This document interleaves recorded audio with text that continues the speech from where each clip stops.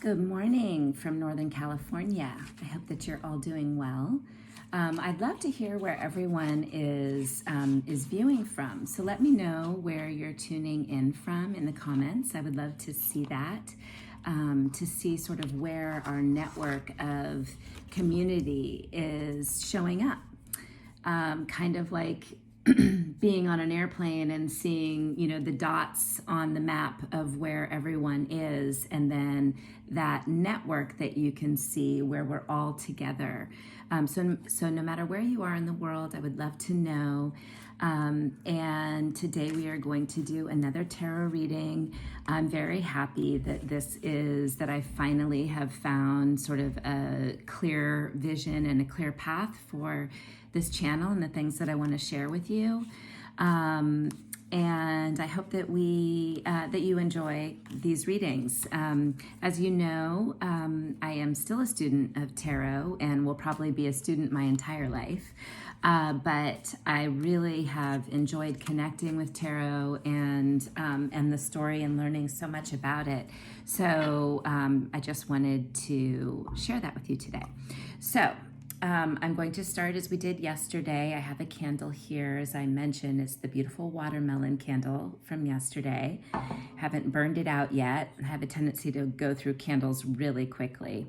So I am lighting my Palo Santo so that I can clean and clear and purify our tarot deck so that we have the cleanest and clearest message that we can get,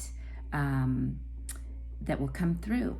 So it always takes a little while to light the Palo Santo.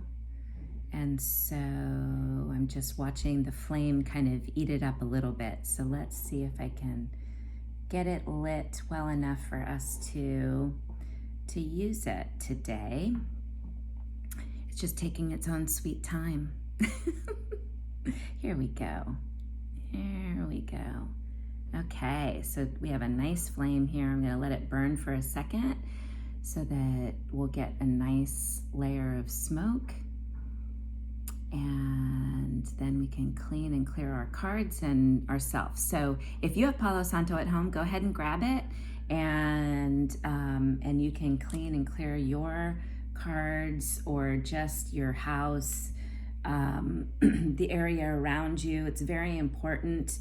If you feel weird energy around you or heavy or dark energy anywhere in your house, or with anyone around you or around your animals or your children, take Palo Santo and just kind of, clean the air around. You see, I'm not going too close to my body because it is lit and it is hot, but the smoke that it provides actually changes the chemistry of the air. Don't forget to do your back too, because we often forget that that energy is behind us as well. It's part of our aura.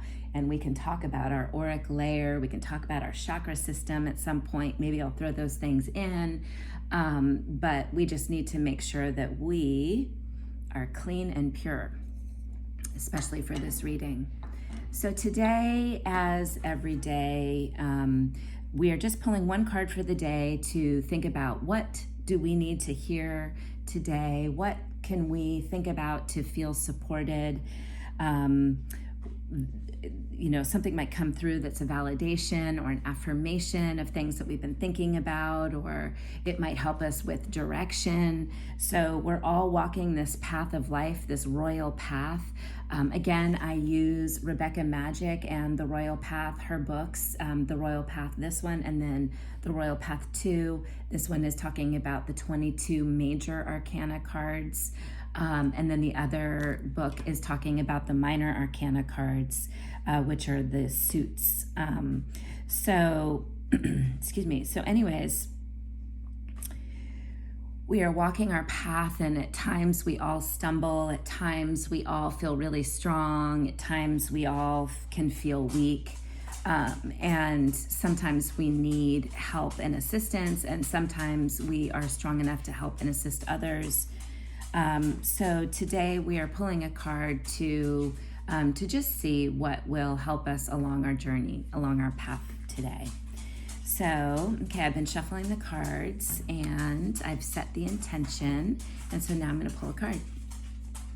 All right, the Page of Swords. We have the Page of Swords. And as I mentioned yesterday, oftentimes most tarot readers look at swords as air and the air element, which is thought. And the way that Rebecca teaches it is that swords are earth element. And the reason why she, if I can articulate it properly, is because the swords, the things that are represented in the suit of swords are ephemeral, which mean short-lived. They're earthbound. They're very earthbound, and it mostly has to do with like conflict and things that we're dealing with in this material world. And they're short term, so we know that we're going to get past them. This is not something that we're going to struggle with our whole lives. And this card is referring to the fact that even though we are stronger and it looks like we've overcome some hurdles, we've got sort of this position here, this stance of owning the struggle, of like being on top, of winning, and looking back behind us in the past towards our struggle, and the blue sky and the clouds beyond, it looks like it's opening up. It looks like the struggle has passed and we are starting to feel the strength of the earth and the strength that comes from overcoming a conflict or a struggle in our lives. The caution, so we have to remain humble. So this card is encouraging us and reminding us that even though we have come to this point where we have overcome the struggle and we're starting to look at our past and see where we're going in our future, that we still have to remain humble. That we can enthusiastically approach new challenges using what we have learned. We should be open to new ways of doing things. We have the past here, we're looking back towards the past, but we're about to start walking towards the future. The next card is the Knight of Swords, which basically, as we get towards the end of the story of swords, we come to a point of mastery. And so we are learning that from our past, this is what has taught us, and this is what will give us this solid foundation to move forward. And so every step of the way, we're moving forward, we're getting stronger, we are gaining an element of mastery on our journey. And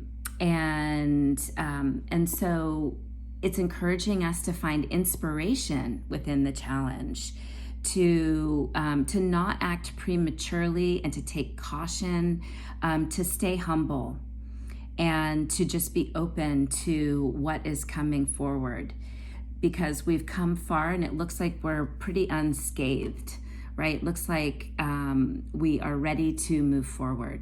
So I'm going to see what Rebecca has to say about this on the Royal Path 2. And I always love her interpretation of each card and the inspired information that she gives, even during struggle, even during the times that we're challenged. So the Page of Swords, inspiration within challenge. Be open to new ways of approaching current challenges. Take caution to not act too prematurely, yet be ready to face any challenge head on. Remain humble as you enthusiastically approach new challenges, eager to learn the lessons that life is now bringing your way. So this is an exciting card for the day today.